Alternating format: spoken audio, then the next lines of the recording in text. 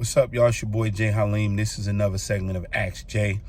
My Ask Jay lady happens to be sick right now, but guess how dope she is? She still sent in the question. So she got the question. Somebody wanted me to weigh in on what they was talking about the feminization of the black man, stemming from the A$AP Rihanna cover that just came out. I believe it was on Vogue or whatever, and it's of another young man that was out there. And the feminization of black men has been going on since the 70s in America. So this is nothing new. I don't think that the A$AP Rocky Rihanna picture describes that. I think that A$AP Rocky wouldn't have been on Vogue without Rihanna at this particular point. And so it just worked that way. I think we read too much into stuff, and we're reaching. I saw something on social media that if anybody knows about the Divine Nine, SZA was putting up signs, and the sign she put up happens to look something like a Zeta sign. So and that's the name of the sorority, Zeta Phi Beta. Shout out to all my sorors. They were saying that, but I'm like, come on, man. Everybody throwing up signs and everything like that, and then we got to find a way to attach it to something. I think we be looking too much into it. I mean, again, this has been going on since the 70s. The 70s now are 50 years ago. So if you just peeping that because of what they put on Vogue, I mean, look, how many of our men have been when wearing dresses? You know what I'm saying? Like, one of the most hardened criminals, according to what they saying, Young Thug, some years ago, he had a dress on. Russell Westbrook had a dress on. A lot of dudes are wearing dresses like it's just the thing to do. And I'm not talking about kilts like they wear in Scotland. You know what I'm saying?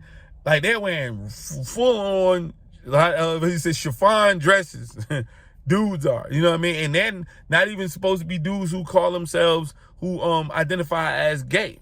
They just doing it. So, like, we got to stop getting souped up and talking about stuff, just for clickbait, which I know that's never going to happen. But for the people who follow me, no, I don't talk about stuff for clickbait. I talk about stuff my goal is to put out my information, my knowledge, my opinion about a subject that we can move the conversation and the narrative forward, have people thinking about it in a different light, spark some real conversation, meaningful conversation, that we can start talking about suggestions to where we can lead to solutions.